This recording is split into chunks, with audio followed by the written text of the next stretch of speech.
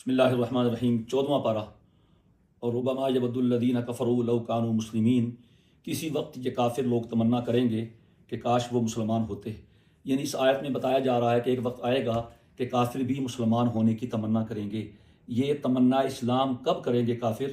بہت سے مواقع ذکر کیے ہیں مفسرین نے مثلا نمبر 1، دنیا میں جب مختلف فتوحات ہوں گی اس موقع پر یہ بھی تمنا کریں گے کہ اسلام کو تو بڑی فتوحات حاصل ہو رہی ہیں، کاش ہم بھی مسلمان ہوتے اور فتوحات کا حصہ ہم بھی بنتے۔ یا نمبر 2، میدان محشر میں جب یہ دیکھیں گے کہ کیا حشر ہو رہا ہے ہمارا، تو اس وقت تمنا کریں گے کاش ہم مسلمان ہوتے۔ اور نمبر 3، جہنم میں جب وہاں پر اللہ تعالیٰ کی طرف سے حکم ہوگا اخرجوا من کان فی قلبہ حبۃ خردل من ایمان، کہ ہر اس شخص کو جس کے دل میں رائی کے دانے کے برابر ایمان ہے جہنم سے نکال لو، تو اس وقت یہ تمنا کریں گے کہ کاش ہم بھی مسلمان ہوتے، آج ہمیں بھی جہنم سے نکال دیا جاتا۔ سورت کی آیت نمبر 3 میں ذرہم یاکلوا، انہیں چھوڑیے یہ کھا پی لیں، مزے اڑا لیں۔ یہ بھی ایک سمجھانے کا تھوڑا تلخ اور سخت اور انذار والا انداز ہے جو بار بار سمجھانے کے باوجود نہ سمجھنے والوں کے ساتھ اختیار کیا جاتا ہے۔ چنانچہ منکرین کو بہت سے غزوات میں یہ معلوم ہو گیا تھا کہ اب دنیا کی جو ہمیں رونق ملی تھی وہ ختم ہو رہی ہے، اور جو باقی کوئی کمی تھی وہ اللہ تبارک و تعالیٰ کی طرف سے ان کو آخرت میں یہ بھی بتا دیا جائے گا۔ آگے آیت نمبر 4 میں یہ فرمایا گیا کہ ہم کسی بھی بستی کو یا کسی بھی قوم کو ہلاک نہیں کرتے مگر اس وقت میں کہ اس کے لیے ایک متعین وقت لکھ دیا جاتا ہے، اور متعین وقت وہی ہے کہ جب یہ قوم اپنے نبی کا انکار کرتی ہے، اپنے نبی کا استہزاء کرتی ہے، اپنے نبی کی تعلیمات کا مذاق اڑاتی ہے، تو پھر ہم ان کو ڈھیل دیتے رہتے ہیں، ڈھیل دیتے جاتے جب ان کی یہ سرکشی انتہا کو پہنچتی ہے تو پھر ہم ان کو اپنی پکڑ میں لے لیتے ہیں۔ اسی طرح یہ سمجھایا جا رہا ہے مشرکین مکہ کو کہ اگر تم پر ابھی تک کوئی عذاب نہیں آیا تو ہمارے ہاں ہر کام کا ایک وقت ہے، جب وقت پورا ہوتا ہے تو پھر ہمارا عذاب بھی آ جاتا ہے، اور ہمارے کاموں میں ہزاروں حکمتیں پنہاں ہیں اور وہ حکمت ہم تمہیں بتانے کے پابند نہیں ہیں۔ آیت نمبر 6 میں یہ مشرکوں کا قول نقل کیا گیا ہے، یا ایھا الذی نزل علیہ الذکر انک لمجنون۔ معاذ اللہ نبی کریم علیہ الصلوۃ والسلام کو استہزاءً کہتے کہ اے وہ شخص جس پہ نصیحت اتری ہے، یہ تنزن کہتے تھے، انک لمجنون، تم تو دیوانے ہو، تم تو مجنون ہو۔ تو اگر آپ پر نصیحت کے اترنے کا یقین ہوتا تو آپ کو مجنون تو نہ کہتے۔ تو کتنا سہنا پڑا ہے نبی کریم علیہ الصلوۃ والسلام کو اپنی قوم کے طعنوں کو۔ آگے آیت نمبر 9 میں فرمایا کہ تم جسے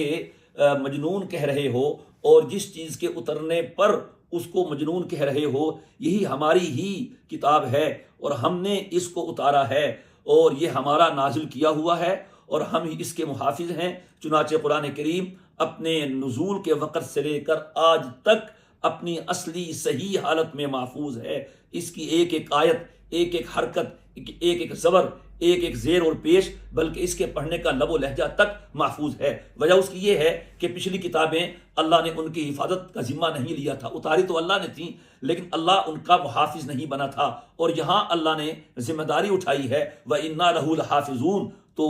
قرآن کریم کی حفاظت اللہ نے اپنے ذمے لی، یہ باقی ہے، اور باقی کتابیں اس کی حفاظت اللہ نے ذمے نہیں لی تھی اور وہ دنیا سے ختم ہو گئی۔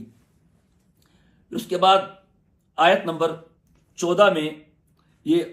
فرمایا جا رہا ہے کہ یہ لوگ جو کہتے ہیں کہ آسمان سے فرشتے کیوں نہیں اترتے، آسمان سے فرشتے اتریں تو ہم مان لیں، تو ان آیات میں یہ ذکر کیا جا رہا ہے کہ ان لوگوں نے کسی بھی صورت ایمان نہیں لانا، یہ تو بہانے ہیں، نہ ماننے کے بہانے ہیں۔ ہم اگر آسمان کے دروازے بھی کھول دیں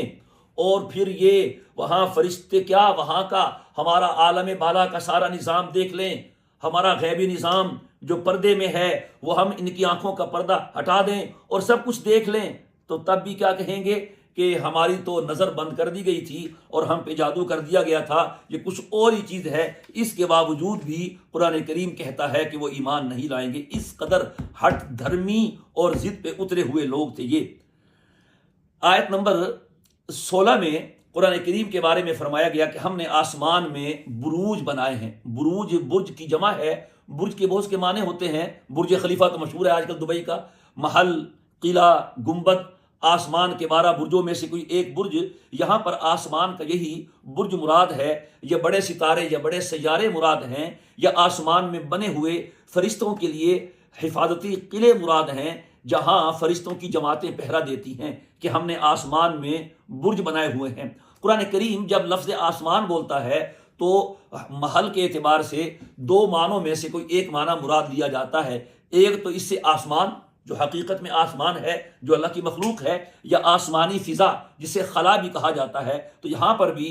حسب محل آسمان بھی مراد ہو سکتا ہے، یا آسمانی خلا یہ بھی مراد ہو سکتی ہے۔ آیت نمبر 18 میں فرمایا گیا کہ وَحَفِظْنَاهَا مِن كُلِّ شَيْطَانٍ رَجِيمٍ، ہم نے اس آسمان کو شیاطین سے جو رجیم ہے، مردود ہیں، ان سے محفوظ کر دیا ہے۔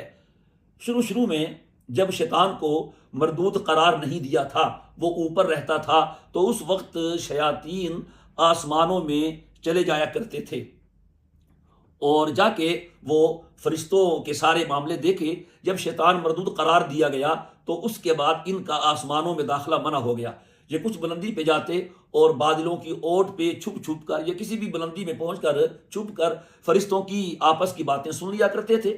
اور پھر یہ وہاں سے نجومیوں اور کاہنوں کو آ کے بتاتے، جو سرگوشی سنتے فرشتوں میں، انہیں احکامات ملتے محکمانہ طور پر، آپس میں وہ ان کو بارے میں گفتگو کر رہے ہوتے، یہ کان لگا کے سن لیتے، اور حدیث پاک میں اس میں 100 جھوٹ ملا کر اپنے کاہنوں اور نجومیوں کو آ کے بتا دیتے، چنانچہ ان کی 100 باتوں میں سے ایک بات سچی بھی نکل آتی۔ جب نبی کریم علیہ الصلوۃ والسلام کی بعثت ہوئی ہے تو ان کو اب اس طرح سے بادلوں کی اوٹ میں اوپر جانے سے بھی روک دیا گیا ہے۔ کوئی شیطان یہ جن اوپر جانے کی کوشش کرتا ہے تو شہاب ثاقب کے ذریعے الا من استرق السمع فاتبعه شهاب مبین، اوپر جا کے یہ چوری چھپے فرشتوں کی باتیں سننے کی کوشش کرتے ہیں، تو شہاب مبین یعنی بھڑکتے ہوئے شعلے سے ان کو بھگا دیا جاتا ہے۔ ہمیں زمین سے جو ستارے ٹوٹتے ہوئے نظر آتے ہیں، یا کسی ستارے یا سیارے سے کوئی شعلہ نکل کر گرتا ہوا دکھائی دیتا ہے، تو وہ عام طور پر اسی قسم کے شیاطین کو بھگانے کے لیے ہوتا ہے، اور وجہ سے بھی ہو سکتے ہیں۔ جہاں تک تعلق ہے کہ نبی کریم علیہ الصلوۃ والسلام کی بعثت سے پہلے جو اس قسم کے ستارے یا سیارے کے ٹوٹنے کے مناظر دیکھنے میں آتے تھے، تو ان کے اور اسباب ہو سکتے ہیں۔ ایک چیز کا سبب، ایک چیز کے اسباب ایک سے زیادہ بھی ہو سکتے ہیں۔ آگے اللہ تعالیٰ نے آیت 19 میں فرمایا کہ ہم نے زمین کو بچھایا ہے اور ہم نے اس میں پہاڑوں کو گاڑ دیا ہے، اور ہم نے اس میں ہر چیز کو بڑی موزونیت کے ساتھ رکھا ہے، یعنی بتا دیا ہے کہ اللہ تعالیٰ کی ہر چیز ایک معین اندازے کے مطابق ہے، اور اتنی ہے کہ نہ تو وہ چیز ضائع ہوتی ہے اور نہ ہی کوئی مخلوق وہ اللہ تعالیٰ کی بھوکی رہتی ہے۔ وَجَعَلْنَا لَكُمْ فِيهَا مَعَائِشَ وَمَن لَّسْتُمْ لَهُ بِرَازِقِينَ، یہ فرمایا کہ ہم نے اپنی اس زمین میں تمہاری رزق کے، تمہاری معاش کے انتظامات کیے ہیں، یہ ساری مخلوق تمہارے ہی لیے لگائی ہوئی ہے ہم نے، چاند بھی، سورج بھی، یہ سارے کرے، وَمَن لَّسْتُمْ لَهُ بِرَازِقِينَ، لیکن تم ان کے رازق نہیں ہو، ان کی تنخواہ اور ان کی اجرت، ان کی حق الخدمت یہ تمہارے ذمے نہیں، خرچہ ہم کر رہے ہیں اور رزق تمہیں مل رہا ہے۔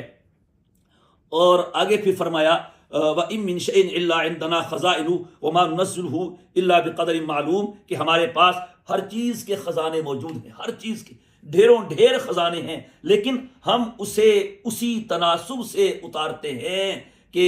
جتنا مخلوق کی ضرورت ہوتی ہے، ہماری مخلوق بھی بھوکی نہ مرے اور ہمارے خزانے بھی ضائع نہ جائیں۔ گندم ہر سال کی نکال دیتے ہیں، اگر کئی سالوں کی نکال دے تو گندم گل سڑ جائے، ضائع ہو جائے، تو ہم اسی طرح موزونیت کے ساتھ اپنے خزانوں کا منہ نکال کے اپنی مخلوق کے منہ میں پہنچاتے ہیں۔ سبحان اللہ۔ پھر آگے اللہ تعالیٰ نے آیت نمبر 22 میں فرمایا کہ آسمان کی بلندی اور زمین کی گہرائی میں ہم نے تمہارے لیے پانی کا ذخیرہ کر رکھا ہے، اور پھر ہم اس سے پانی اتارتے ہیں اور زمین کی گہرائی میں اوپر لے آتے ہیں، اور یہ کام اگر تم کرنا چاہو تو تمہارے بس سے باہر ہے۔ وما انتم لہ بخازنین، اوپر آسمانوں میں اور زمین کی گہرائی میں جو ہم نے تمہارے لیے پانی سٹور کیا ہوا ہے، اس کے ٹینک بنائے ہوئے ہیں، اگر تمہارے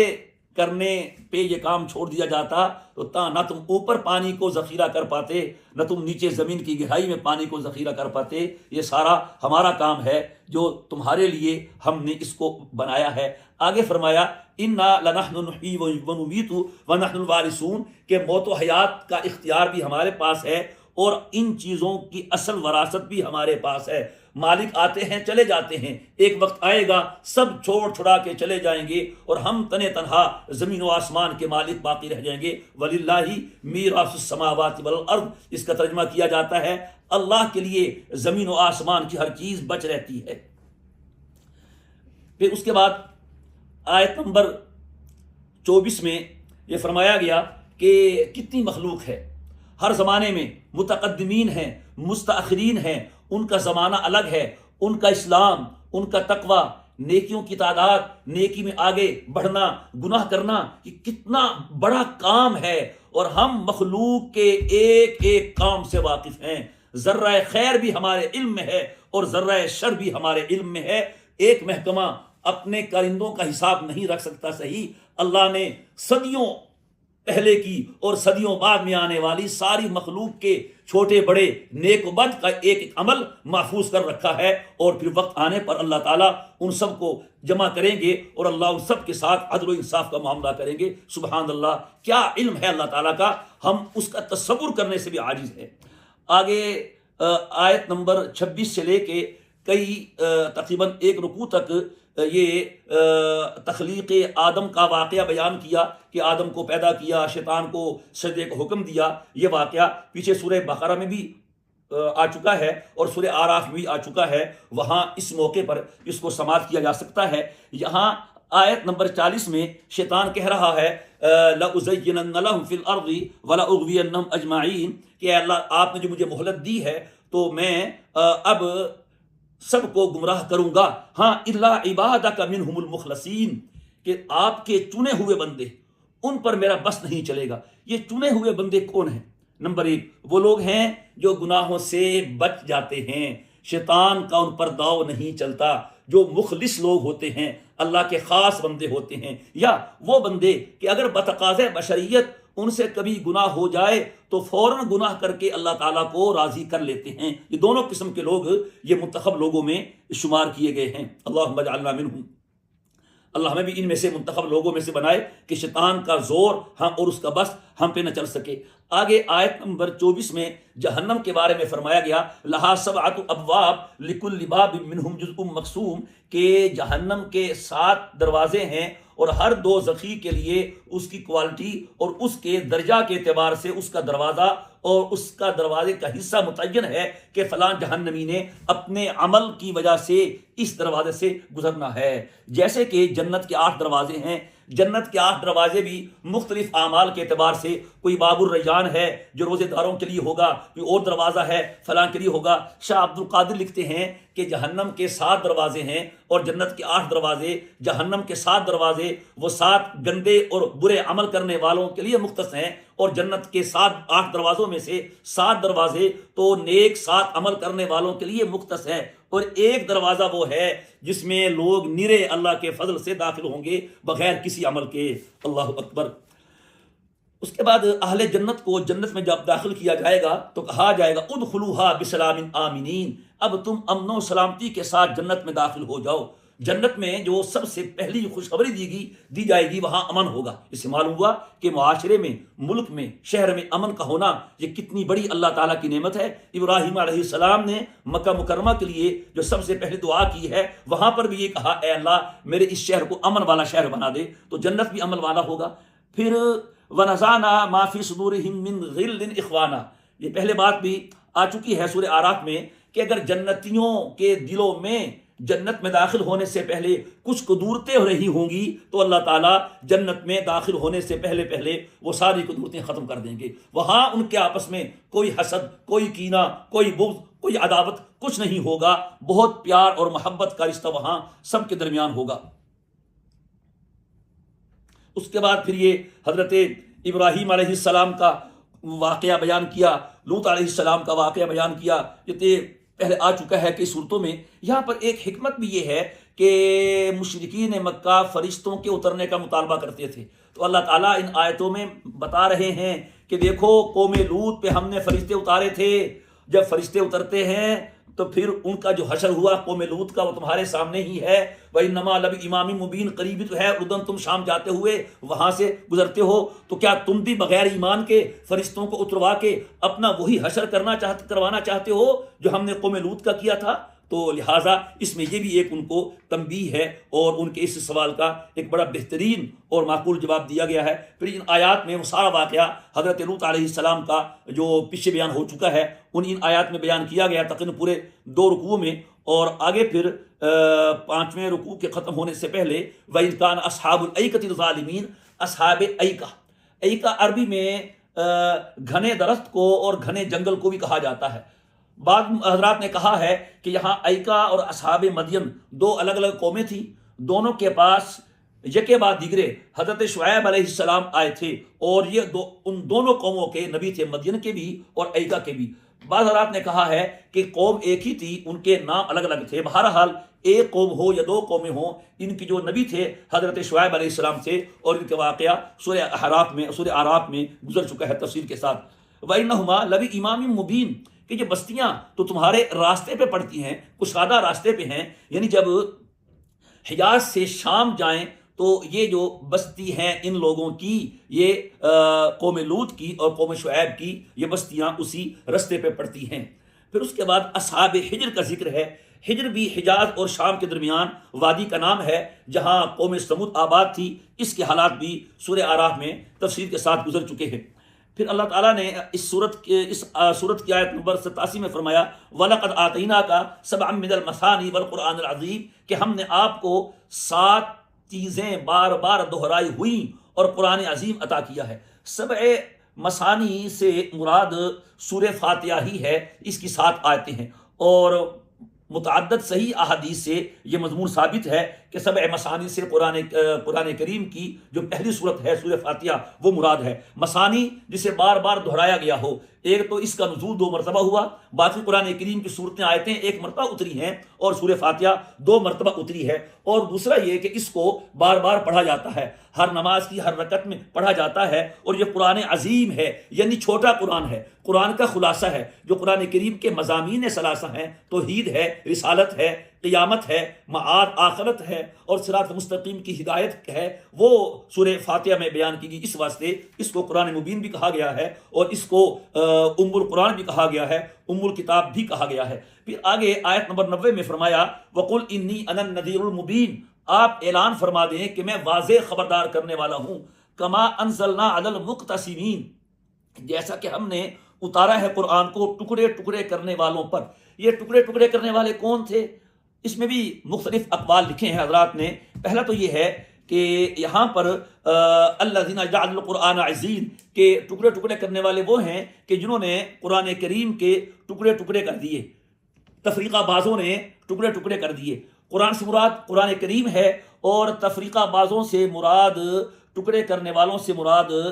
یہود ہیں اور نصارہ ہیں، کہ انہوں نے قرآن کریم کے حوالے سے اس کو تقسیم کر دیا کہ بعض آیات جو ان کے نظریات کی تائید میں تھیں اسے مان لیا، اور بعض آیات کو نہیں مانا۔ اس کو قرآن کریم نے کہا ہے ادخلوا فی السلم کافہ، کہ پورے کے پورے اسلام میں داخل ہو جاؤ، کچھ لے لو کچھ نہ لو۔ تو اس طرح ٹکڑے ٹکڑے کرنا مراد ہے۔ اور بعض نے کہا ہے کہ قرآن سے مراد قرآن کریم نہیں ہے، بلکہ گزشتہ آسمانی کتابیں ہیں، تورات انجیل۔ ان لوگوں نے اپنی کتابوں کو ٹکڑے کر دیا کہ اس میں تحریف کر دی، وہ کچھ حصوں کو مان لیا اور کچھ حصوں کو نہیں مانا۔ بعض حضرات نے اس سے مقتسمین سے، تفریقہ بازوں سے مشرکین مکہ مراد لیے ہیں، جو مذاق کرتے تھے اور قرآن کریم کے ساتھ استہزاء کرتے تھے۔ قرآن کریم کے نام تھے نا، سورہ بقرہ، مائدہ، عنکبوت، تو بیٹھتے مزاح میں کہتا بقرہ میں نے لے لی، اور جو مائدہ تم لے لو، عنکبوت فلاں لے لے۔ تو اس کو اللہ تعالیٰ نے یہاں پر بیان فرمایا کہ ہم نے اس کو اتارا ہے جو فرقہ بندی کرنے والے ہیں، اور جو قرآن کریم کی صورتوں کو اس طرح سے تقسیم کرنے والے ہیں۔ سورت کی آخری آیتوں میں سے آخری سے دو پہلی آیتیں وَلَقَدْ نَعْلَمُ أَنَّكَ يَضِيقُ صَدْرُكَ بِمَا يَقُولُونَ، اس میں تسلی ہے جناب نبی کریم علیہ الصلوۃ والسلام کی، اور کسی بڑے کا اتنا کہہ دینا ہی تسلی کے لیے بہت کافی ہوتا ہے۔ ہم جانتے ہیں کہ آپ کا سینہ تنگ پڑتا ہے ان باتوں سے جو یہ لوگ کہتے ہیں۔ ہمیں معلوم ہے کہ آپ کو پریشانی لاحق ہوتی ہے، تو فسبح بحمد ربک وکن من الساجدین، تو پریشانی سے بچنے کے لیے آپ رب کی حمد بیان کریں، اس کے سامنے جھکیں، نماز پڑھیں، سجدہ کریں۔ معلوم ہوا کہ کسی کو پریشانی لاحق ہو تو ذکر اللہ سے، تسبیح سے، تحمید سے اور اللہ کے سامنے کھڑے ہو کے نماز پڑھنے سے اللہ تبارک و تعالیٰ اس کی پریشانی کو دور فرما دیتے ہیں اور اس کی پریشانی کا حل نکل آتا ہے۔ وَاعْبُدْ رَبَّكَ حَتَّىٰ يَأْتِيَكَ الْيَقِينُ، آپ اپنے رب کی عبادت کرتے رہیں یہاں تک کہ آپ کے پاس یقین آ جائے۔ یقین سے مراد آدمی کی موت ہوتی ہے کہ آپ آخر تک، دنیا سے جانے تک اللہ کی عبادت میں مصروف رہیں۔ بسم اللہ الرحمن الرحیم۔ سورہ نحل یہ اس ترتیب قرآنی کے مطابق 16ویں سورت ہے، مکی ہے، اور اس کی 128 آیتیں ہیں اور اس سورت کے 16 رکوع ہیں۔ نحلہ کی جمع ہے، اس کا معنی ہے شہد کی مکھی۔ اس سورت کی آیت نمبر 68 میں اللہ تعالیٰ نے اپنی قدرتوں اور اپنی نعمتوں کے بیان میں شہد کی مکھی کا ذکر بھی کیا ہے، سبحان اللہ۔ تو اسی نسبت سے یہی ذکر نحل وجہ تسمیہ سورہ نحل بن گیا ہے، یعنی اس سورت کی اس آیت میں شہد کی مکھی کا ذکر اس سورت کے نام کا سبب بنا ہے۔ مکی صورت ہے اور اس کا جو زمان نزول ہے وہ ہجرت حبشہ اور ہجرت حبشہ کے بعد اور ہجرت مدینہ منورہ کے پہلے درمیانی مدت میں اس کا گویا کہ نزول ہوا ہے، تو یہ بھی آخری مکی صورتوں میں سے شمار ہوتی ہے۔ اس صورت کا مرکزی اور بنیادی موضوع بھی اس بات توحید ہے اور ابطال شرک ہے، توحید کو ثابت کرنا اور شرک کو باطل قرار دینا، اور اس کے لیے دلائل بیان فرمائے گئے ہیں۔ دلائل بہت عام فہم ہیں جو آنکھوں سے نظر آتے ہیں، اور اس کائنات کی کھلی گواہیاں اور آثار پیش کیے گئے ہیں، اور جس سے یہ ثابت کیا گیا ہے توحید ہی حق ہے اور شرک سراسر باطل ہے اور غلط ہے۔ اللہ تعالیٰ نے اس صورت میں کائنات میں پھیلی ہوئی اپنی نعمتوں اور اپنی قدرتوں کا ذکر فرما کر انسان کو دعوت فکر دی ہے، اور یہ اسے باور کرایا ہے کہ جو بھی بندہ ان قدرتوں میں، ان نعمتوں میں غور کرے گا وہ کبھی بھی شرک میں مبتلا نہیں ہو سکتا۔ جو ہماری ان نشانیوں میں اور کائنات کی تخلیق میں اور کائنات کی کھلی شہادتوں میں غور نہیں کرتا وہی کفر میں مبتلا ہوتا ہے اور وہی شرک میں بھی مبتلا ہوتا ہے۔ اسی طرح بعض معترضین، منکرین کو اشکالات ہوتے تھے، شبہات ہوتے تھے، تو ان کے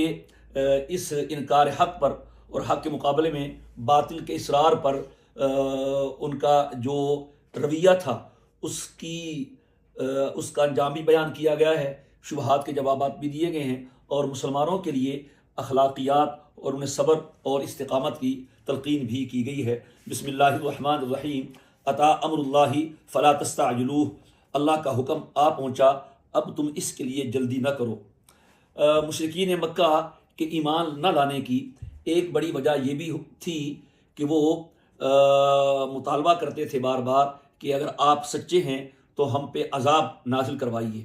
چونکہ اللہ تعالیٰ کو عذاب نازل کرنا نہیں تھا، اور پھر وہ اس چیز کو آپ کے نبی برحق نہ ہونے کی دلیل بھی سمجھتے تھے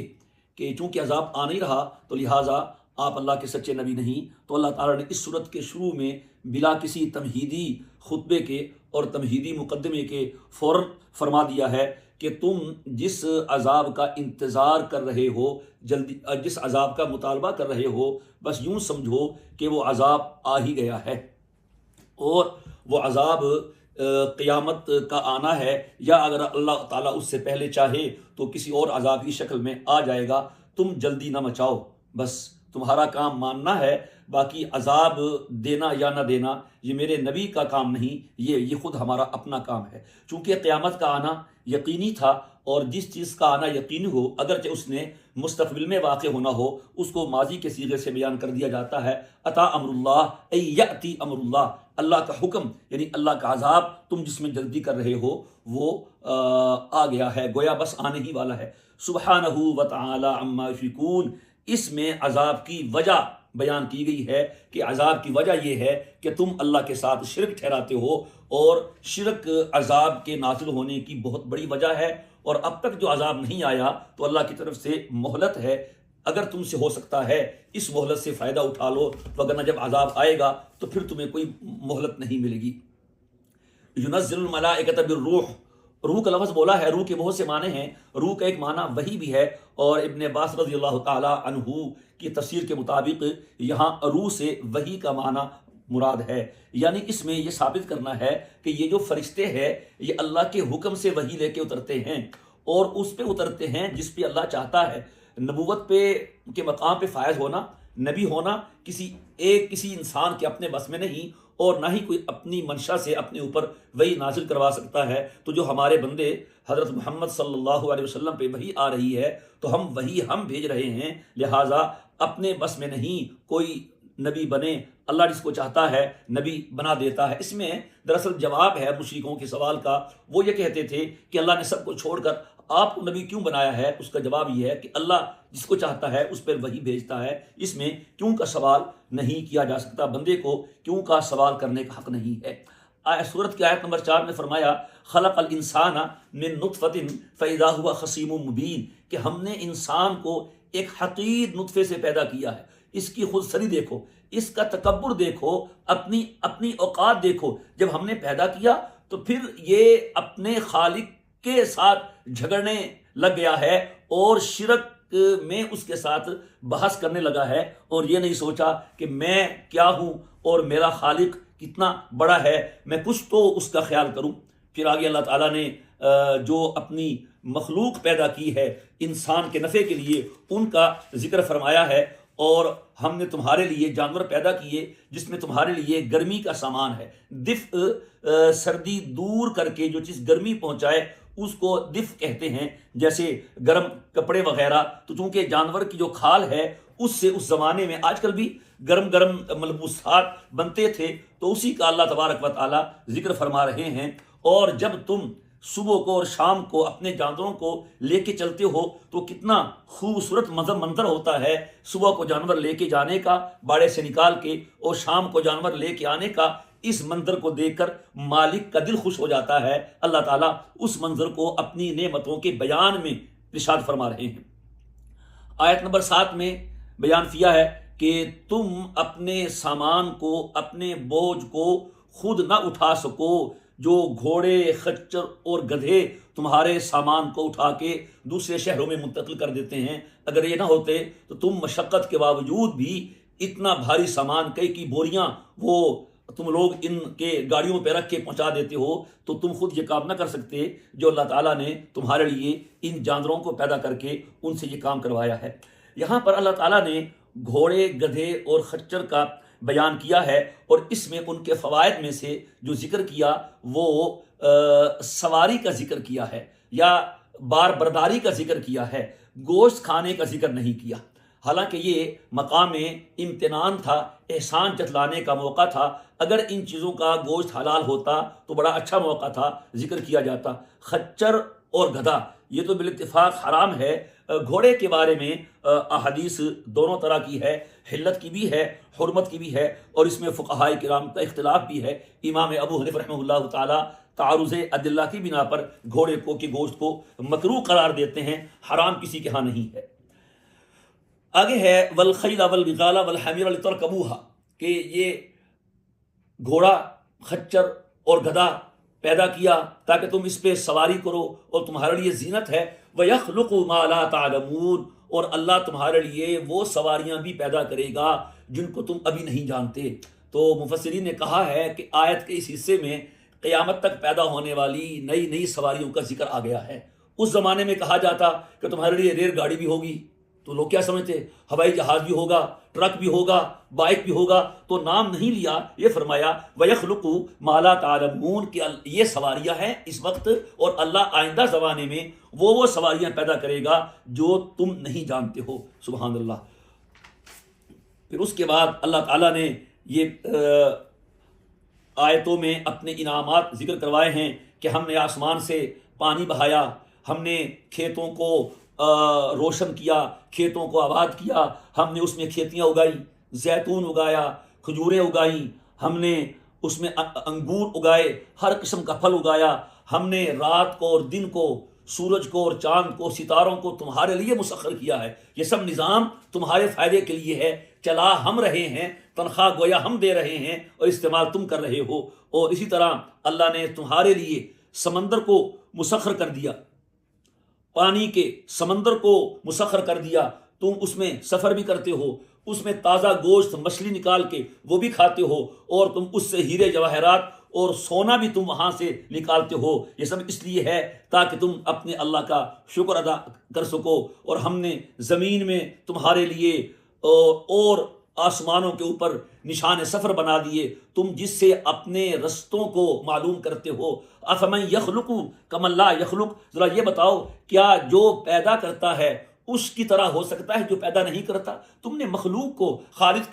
کے ساتھ ملا دیا ہے، یہ ظلم ہے، یہ ظلم ہرگز نہ کرو۔ پھر آگے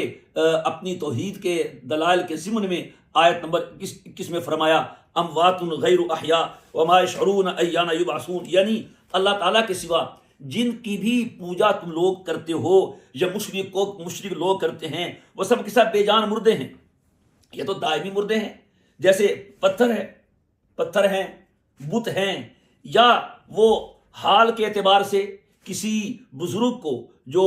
اللہ کا ولی ہے دنیا سے چلا گیا، تم نے اس کی قبر کو بت بنا لیا، اس کو سجدے کر لیے، یا آئندہ زمانے میں ان پر کسی بھی وقت موت طاری ہو سکتی ہے، جیسے عیسیٰ علیہ السلام کو عیسائی لوگ معبود مانتے تھے، اگرچہ وہ اس وقت زندہ ہیں لیکن بہرحال ایک وقت ان کو موت آئے گی۔ جنات کو، فرشتوں کو بھی ایک نہ ایک دن موت آنی ہے، تو لہٰذا جس نے کسی نہ کسی وقت مرنا ہو یا فی الوقت مردہ ہو وہ معبود نہیں ہو سکتا۔ معبود تو اسے کہتے ہیں جس پر ماضی، حال، مستقبل میں کسی بھی وقت موت طاری نہ ہو، تو وہ ایک ہی ذات ہے اللہ تبارک و تعالیٰ کی۔ الہکم الہ واحد، وہ ایک ہی معبود ہے جو اللہ ہے، اس کے سوا کوئی بھی معبود نہیں ہے۔ پھر اللہ تعالیٰ آگے ان لوگوں کے واقعات کو ذکر کر کے ان کے اقوال کو ذکر کر رہے ہیں کہ جب بھی ان کے سامنے ہماری وحی پیش کی جاتی ہے تو کہتے ہیں اساطیر الاولین، یہ پہلے لوگوں کی قصے کہانیاں ہیں، نئی بات نہیں ہے، اس لیے کہتے ہیں تاکہ یہ اپنے بوجھ کامل طریقے سے اٹھا لیں، جو عذاب ان کے لیے طے ہے یہ اس کے لیے تیار ہو جائیں اور اپنے آپ کو عذاب کے قابل بنا لیں۔ پھر آیت نمبر 26 میں اللہ تعالیٰ نے ان لوگوں کے بارے میں یہ ارشاد فرمایا کہ جو ان سے پہلے لوگ گزرے ہیں بڑی بڑی عمارتوں والے تھے، بڑے بڑے ماہرین فن تھے اور بڑے مضبوط قلعے بنا کے رکھتے تھے، جب ہمارا حکم آیا تو ایک ہی لمحے میں ان کی ساری عمارتیں کھوکھلی ہو گئی اور ان کی چھتیں ان کی بنیادوں پہ گر گئیں، اور اچانک سے ہمارا عذاب ان کے پاس پہنچ گیا۔ اور کتنی اقوام ہیں جن کو ہم نے حصی طور پر اور جسمانی طور پر اور ان کی تعمیرات سمیت ان کو ہم نے تباہ کر دیا ہے، لہٰذا ہماری وارننگ تمہارے لیے بھی ہے، ہم تمہیں بھی تباہ کرنے پہ قادر ہیں، اگر تباہ نہیں کر رہے تو ہماری مہلت ہے، مہلت کو کمزوری نہ سمجھو، مہلت کو مہلت سمجھو۔ آیت نمبر 28 میں یہ فرمایا گیا کہ جب فرشتے ظالموں کی روح قبض کرتے ہیں تو فالقوا السلام، گویا کہ وہ بڑی فرما برداری سے کام لیں گے اور کوئی یعنی یوں انداز اپنائیں گے کہ وہ تو بہت فرما بردار ہے، وہ ظالم آدمی اللہ کا بہت فرما بردار ہے، مگر اس وقت کی فرما برداری کچھ بھی فائدہ نہیں دے گی، جس طرح کہ فرعون نے بھی اس وقت میں ایمان کا اقرار کر لیا تھا، اور فرشتے اس فرما برداری کے اظہار کے باوجود انہیں جہنم کی خبر دیں گے اور ان سے کہیں گے فادخلوا ابواب جہنم خالدین فیہا فلبئس مثوى المتکبرین۔ پھر اللہ تعالیٰ کا یہ طریقہ ہے کہ جب بھی جہنمی لوگوں کا ذکر آئے تو جنتیوں کا لازمی آتا ہے، تو چونکہ پہلے جہنمی لوگوں کی روح قبض کرنے کا ذکر آیا، آگے آیت نمبر 32 میں اللہ تعالیٰ نے نیک لوگوں کی روحوں کے قبض کرنے کا ذکر فرمایا کہ جو ہمارے فرشتے طیبین نیک لوگوں کی روح قبض کرتے ہیں تو کہتے ہیں سلام علیکم ادخلوا الجنہ، تم پہ سلامتی ہو، تم جنت میں داخل ہو جاؤ، بما کنتم تعملون، اپنے اعمال کی وجہ سے۔ یہ بات پہلے آ چکی ہے کہ جنت میں اصل داخلہ اللہ تعالیٰ کے فضل سے ہوگا، عمل اس فضل کا سبب ہوگا۔ تو جہاں عمل کا ذکر ہے وہ سبب کے طور پہ ہے، اور اصل سبب ہے وہ اللہ کی رحمت ہے، اور اللہ کی رحمت اس پہ ہوگی جس کے پاس اچھا عمل ہوگا، تو اچھا عمل سبب کا سبب ہوا، اصل سبب اللہ کی رحمت ہے۔ پھر آیت نمبر 36 میں فرمایا جا رہا ہے کہ ہم نے ہر امت میں رسول بھیجا ہے، ہر امت میں۔ اس کا مطلب یہ ہے کہ ہر علاقے میں اللہ کا پیغام پہنچا ہے، یا تو اللہ کا نبی براہ راست ہر گاؤں میں ہر علاقے میں پہنچا ہے، یا بڑے شہر میں اللہ کا نبی پہنچا ہے اور پھر وہاں سے انہوں نے اپنے قاصد اور اپنے نائبین کے ذریعے سے وہاں اللہ کا پیغام پہنچایا ہے۔ ہر خطے میں اور ہر جگہ میں اللہ کے رسول کا پہنچنا ضروری نہیں، ہاں اللہ کا پیغام پہنچ گیا ہے۔ پھر اس میں لفظ بولا ہے ان اعبدوا اللہ واجتنبوا الطاغوت، وہ پیغام کیا پہنچا ہے کہ اللہ کی بندگی کرو اور طاغوت سے بچو۔ طاغوت کے بارے میں شاہ عبد القادر لکھتے ہیں کہ طاغوت وہ ہے جو ناحق سرداری کا دعویٰ کرے، کچھ دلیل نہ رکھے، ایسے کو طاغوت کہتے ہیں۔ بت، شیطان اور ظالم یہ سارے کے سارے طاغوت ہی میں آتے ہیں۔ اس کے بعد کی آیات میں نبی کریم علیہ الصلوۃ والسلام کو تسلی دی گئی ہے، ان تحرس علی ہداہم، اے میرے حبیب اگر آپ ان کی ہدایت پہ حریص ہیں تو آپ کی حرص آپ کو مبارک ہے، لیکن اللہ جس کو گمراہ کر دے اسے کوئی ہدایت نہیں دے سکتا، اور یہ ظالم لوگ ہیں اور ظالموں کا کوئی بھی مددگار نہیں ہوتا۔ پھر آیت نمبر 38 میں یہ فرمایا گیا کہ جو آدمی اپنی صلاحیتوں کو بگاڑ لیتا ہے تو پھر اللہ تبارک و تعالی بھی اس کے لیے حق کا رستہ روک دیتے ہیں، اندھا کر دیتے ہیں۔ اللہ تعالیٰ نے اپنی قدرتوں کا اظہار کر کے فرمایا ہے کہ بلا وعدنا علیہ حقا، کہ جب ہم نے اتنا کچھ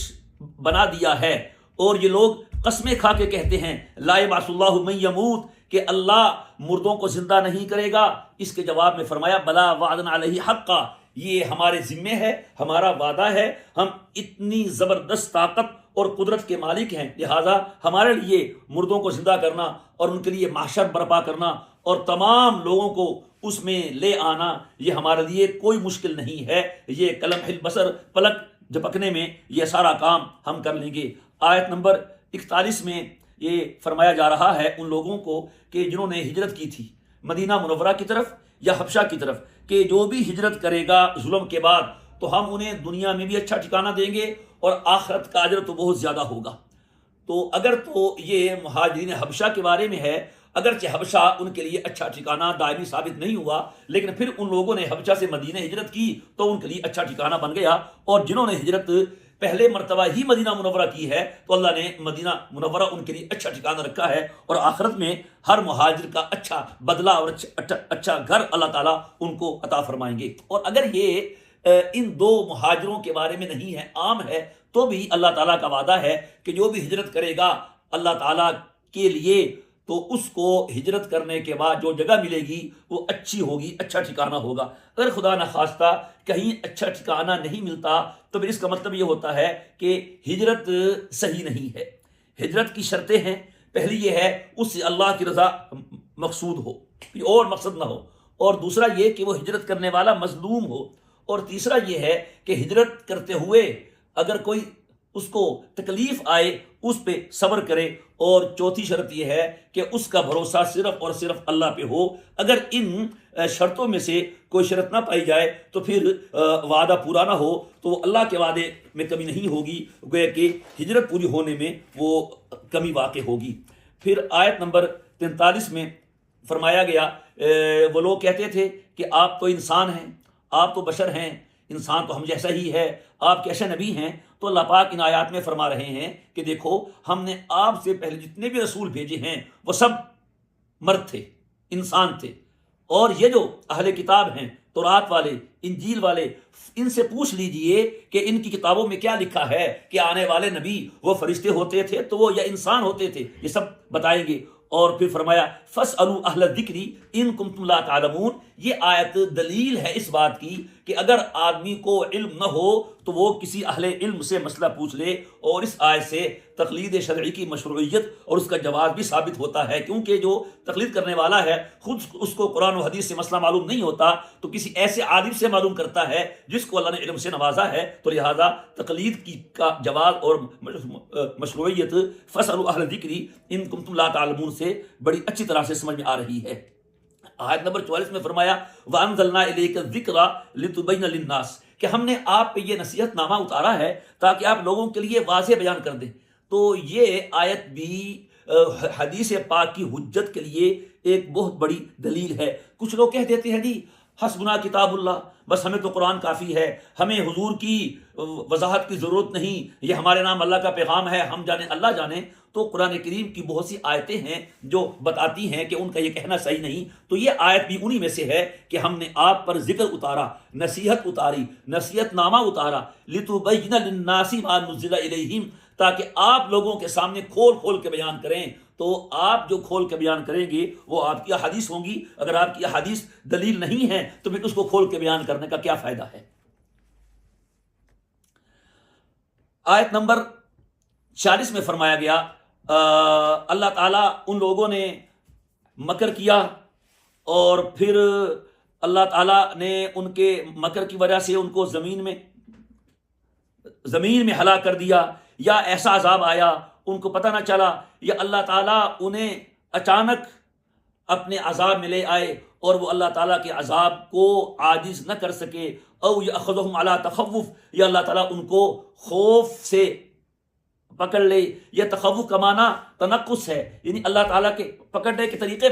بیان کیے جا رہے ہیں۔ اچانک پکڑ لے، اچانک نہ پکڑے، پہلے خوف میں تشویش میں مبتلا کرے، یا تخوف میں تنقص میں یعنی کم کرتا رہے، ان کا حجم کم کرتا رہے، ان کے لوگ کم کرتا رہے۔ اللہ تعالیٰ اپنے پکڑنے کے وہ طریقے بتا رہے ہیں۔ آیت نمبر 48 میں یہ فرمایا گیا کہ تکوینی طور پر ہر چیز اللہ کے آگے جھکتی ہے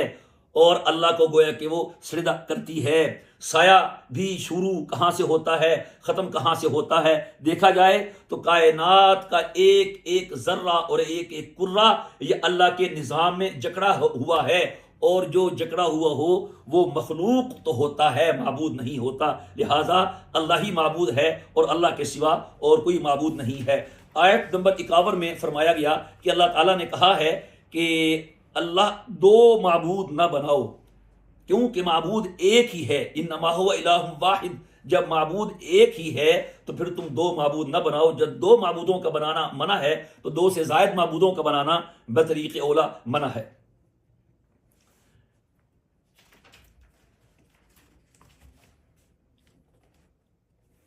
اللہ تعالیٰ پھر آگے مشرکین کے غلط طریقوں کو بیان فرما کے ان کی رد فرما رہے ہیں۔ انہوں نے یہ باتیں پہلے بھی آئی ہوئی ہیں صورتوں میں، مشرکین نے اپنی کھیت کے پیداوار میں سے اور اپنے جانوروں میں سے ناحق بتوں کا حصہ نکالتے تھے، تو اللہ تعالیٰ اس کی رد فرما رہے ہیں وَيَجْعَلُونَ لِمَا لَا يَعْلَمُونَ نَصِيبًا، کہ ہم نے جو انہیں دیا ہے یہ علم کے خلاف، علم کے بغیر ہی بتوں کا حصہ مقرر کر دیتے ہیں۔ آگے فرمایا کہ جو کچھ یہ کر رہے ہیں ہم ان سے ضرور بضرور پوچھیں گے۔ اگلی آیت میں فرمایا گیا کہ یہ لوگ اللہ کے لیے فرشتوں کو بیٹیاں کہنے کا عقیدہ رکھتے ہیں کہ فرشتے اللہ تعالیٰ کی بیٹیاں ہیں، اور حال ان کا اپنا یہ ہے جب ان میں سے کسی ایک کو بیٹی کی خبر سنائی جاتی ہے تو وہ پریشان ہو جاتا ہے اور وہ لوگوں سے چھپتا پھرتا ہے۔ تو سوال یہ اٹھایا گیا کہ تم تو اپنے لیے بیٹی کو گویا کہ عار سمجھتے ہو، حالانکہ تم بھی انسان ہو اور عورت بھی انسان ہی ہوتی ہے، تو تم اس سے عار سمجھتے ہو کہ ہماری کوئی بیٹی پیدا ہو گئی، تو اللہ جو کہ اولاد سے پاک ہے تو وہ اپنے لیے بیٹی کو اور اولاد کو اللہ کا عار سمجھنا اس سے کہیں زیادہ تمہیں سمجھ میں آ جانا چاہیے تو اللہ تعالیٰ بیٹے سے بھی پاک ہے اور اللہ تعالیٰ بیٹی سے بھی پاک ہے۔ پھر اللہ تعالیٰ نے آگے اپنے کرم کا وہ مظاہرہ ذکر فرمایا، اگر اللہ تعالیٰ چاہتا تم جو ظلم کر رہے ہو شرک کی وجہ سے، تمہارا ظلم ایسا ہے کہ اللہ اگر اس ظلم پہ پکڑنے پہ آتا تو کوئی جانور، کوئی پرندہ، کوئی بھی رینگنے والا، زمین پہ چلنے والا نہ چھوڑتا، لیکن جب تمہارا وقت آئے گا پھر اللہ تعالیٰ تمہیں یہاں سے اٹھا دے گا اور تمہیں اس جگہ پہ جمع کرے گا جہاں تم سب کو اس نے جمع کرنے کا طے کر رکھا ہے۔ پھر رکوع کے آخر میں اللہ تعالیٰ نے اپنی قدرت کے دلائل بیان فرمائے۔ پھر آگے رکوع نمبر 15 شروع ہو رہا ہے، وَإِنَّ لَكُمْ فِي الْأَنْعَامِ لَعِبْرَةً، کہ تمہارے لیے جانوروں میں بھی ایک بہت عبرت کا سامان ہے۔ دیکھو ہم تمہیں ان کے پیٹوں میں سے گوبر اور خون کے درمیان سے خالص دودھ نکال کے پلاتے ہیں۔ وہی چارہ جانور کھاتا ہے، میدے میں پہنچتا ہے، اسی چارے سے گوبر بھی بنتا ہے، اس سے خون بھی بنتا ہے، اس سے دودھ بھی بنتا ہے، لیکن دودھ میں خون نہیں ملتا، خون میں گوبر نہیں ملتا، خالص دودھ ہم تمہیں پلاتے ہیں۔ اور میڈیکل سائنس یہ کہتی ہے جب جانور چارہ کھاتا ہے تو اس کے میدے میں اوپر وہ مادہ آ جاتا ہے جس سے دودھ بننا ہوتا ہے، اس کے نیچے وہ مادہ آ جاتا ہے جس سے خون بنتا ہے، اور سب سے نیچے وہ مادہ آ جاتا ہے جس سے گوبر بنتا ہے۔ تو جگر اوپر کے حصے کو دودھ بنا کے تھنوں میں پہنچا دیتا ہے، درمیان کے حصے کو خون بنا کے، اوپر کے حصے کو دودھ بنا کے تھنوں میں پہنچا دیتا ہے، اور درمیان کے حصے کو خون بنا کے رگوں میں پہنچا دیتا ہے، اور گوبر جو ہے وہ فضلہ بن کے جانور سے باہر آ جاتا ہے۔ اور اللہ کا کتنا نظام ہے کہ جانور اتنا دودھ دے دیتا ہے کہ اس کے اپنے بچے پی کے انسانوں کے لیے بھی کافی ہوتا ہے۔ تو اس میں اللہ تعالیٰ نے بتایا ہے کہ تمہارے لیے عبرت ہے، اگر تم اس عبرت حاصل کرو تو تم اس سے بھی اللہ تعالیٰ کی ذات تک پہنچ سکتے ہو۔ آیت نمبر 67 میں شراب کے بارے میں فرمایا گیا کہ تم کھجور اور انگور کے پھلوں میں سے سکر یعنی نشے والی ایک پینے کی مشروب، نشے والا مشروب حاصل کرتے ہو، اور رزق حسن، اچھا رزق کہا اسے۔ یہ اس وقت کی بات ہے جب شراب حرام نہیں تھی، اور اس کے بعد جب شراب حرام ہوئی تو پھر یہ حکم بھی باقی نہیں رہا۔ پھر اس سے آگے آیت نمبر 68 میں وہی نحل کا ذکر ہے جس کی وجہ سے سورت کا نام سورہ نحل رکھا گیا ہے۔ اللہ تعالیٰ فرماتے کہ ہم نے شہد کی مکھی کو وحی کی ہے، یہ وحی تکوینی ہے، اس کو ہم نے بات سلجھا دی ہے، اس کے دل و دماغ میں یہ بات ہم نے ڈال دی ہے کہ تم نے چھتا اونچی جگہوں پہ بنانا ہے تاکہ محفوظ رہے اور عمدہ طریقے سے اور شفاف طریقے سے وہ شہد تیار ہو، اور پھر وہ میلوں کا سفر کرتی ہے۔ ثم کلی من کل الثمرات فاسلکی سبل ربک ذللا، پھر وہ چلتی ہے پھلوں اور پھولوں کا رس چوس کے، جہاں چھتے سے گئی ہوتی ہے وہاں آ کے وہ پہنچ جاتی ہے، اور پھر وہ بظاہر زہریلی مکھی انسان کے لیے وہ شہد بناتی ہے جس میں اللہ نے لوگوں کے لیے شفا رکھی ہے، اور موسم کے اعتبار سے، علاقے کے اعتبار سے، جڑی بوٹیوں کے مختلف ہونے کے اعتبار سے شہد کا رنگ بھی مختلف ہو سکتا ہے۔ آیت نمبر 70 میں اللہ تعالیٰ یہ فرما رہے ہیں کہ دیکھیں ہم نے انسان کو پیدا کیا، بچہ ہوتا ہے، پھر جوان ہوتا ہے، پھر وہ بڑھاپے میں آ جاتا ہے، اور بعد تو ایسی حالت میں پہنچ جاتے ہیں ارذل عمر میں کہ کچھ یاد نہیں رہتا، سارا ماضی بھول جاتے ہیں۔ تو یہ بھی اللہ تعالیٰ کی قدرت ہے، اور اللہ انسان کو یہ وقت سمجھانا چاہ رہے ہیں کہ انسان ایسے عمر میں بھی پہنچ جاتا ہے کہ وہ بالکل بچے کی طرح بن جاتا ہے۔ لیکن یہاں ایک بات کہنا ضروری ہے کہ جو آدمی اپنی جوانی میں، زندگی میں قرآن کریم اور احادیث مبارکہ اور علوم نبوت سے وابستہ رہتا ہے، اللہ تبارک و تعالیٰ اس کے بڑھاپے کو بھی اس طرح حافظ والا بنا دیتا ہے۔ ہم نے دیکھا ہے کہ بظاہر جسم لاغر ہوتا ہے لیکن عقل و دماغ مکمل صحیح کام کر رہا ہوتا ہے، تو اس سے ہٹ کے وہ قرآن کریم کی اور علوم نبوت کی برکت سمجھی جانی چاہیے۔ اللہ تعالیٰ نے آیت نمبر 71 میں فرمایا ہے کہ اللہ تعالیٰ تو مالک ہے، اور تم اپنے غلاموں کو اپنے مال میں ویسا شریک نہیں کرتے ہو، تم کیا ایسے کرتے ہو جو تمہاری ملکیت ہے، زمین کی، پیداوار کی، باغ کی، گاڑیوں کی، کیا تمہارے غلام بھی تمہارے برابر ہوتے ہیں؟ نہیں ہوتے۔ تو جب تم اپنے غلاموں کو مال میں اپنے برابر نہیں سمجھتے تو پھر اللہ کی تو ساری مخلوق ہے، تو پھر اللہ کی توحید میں اس کی مخلوق کو شریک کیوں بنا لیتے ہو؟ یہ اللہ تعالیٰ نے ایک عام فام سی دلیل لوگوں کو سمجھائی ہے۔ پھر اسی طرح لوگ کہتے تھے کہ جی یہ اللہ تعالیٰ، چلو اللہ تو ایک ہے جیسے دنیا کے بادشاہ ہوتے ہیں، لیکن بادشاہ سارا کام خود تھوڑی کرتا ہے، کوئی اس کا وزیر ہوتا ہے، نائب ہوتے ہیں، فلاں ہوتے ہیں، ڈپٹی ہوتے ہیں، فلاں ہوتے ہیں۔ تو اس طرح اللہ تعالیٰ کے بھی ہوں گے نائبین، معاونین، خاص مقربین۔ تو اللہ پاک نے فرمایا فلا تضربوا للہ الامثال، اپنی مثالیں اپنے پاس رکھو، اللہ ان تمام مثالوں سے پاک ہے، وہ دنیا کے بادشاہوں جیسا نہیں ہے، تم اس کی مثال نہیں دے سکتے۔ لیس کمثلہ شیء، وہ اس سے بالا تر ہے کہ تم اس کو کسی مثال سے سمجھو۔ پھر اللہ تعالیٰ نے دو مثالیں اور دی ہیں اپنی توحید کو سمجھانے کے لیے۔ پہلی آیت نمبر 75 میں کہ فرمایا کہ ایک آدمی ہے، ایک اس کا غلام ہے، اور جو اس کا غلام ہے حالانکہ جنس بھی وہی ہے، ہاتھ پاؤں شکل اس کی اس سے ملتی جلتی ہے، لیکن غلام اس مالک کے ہم پلہ نہیں ہوتا، تو اللہ کی مخلوق اللہ کے ہم پلہ کیوں قرار دیتے ہو؟ دوسری مثال دی اس سے اگلی آیت نمبر 76 میں کہ دو آدمی ہیں، ایک آدمی صحیح سالم ہے، عدل و انصاف کی تعلیم دیتا ہے، اور اس کے مقابلے میں ایک گونگا ہے، ایک بہرا ہے۔ تو گونگا بہرا جو ہے وہ اچھے آدمی کے مقابلے میں نہیں لایا جا سکتا،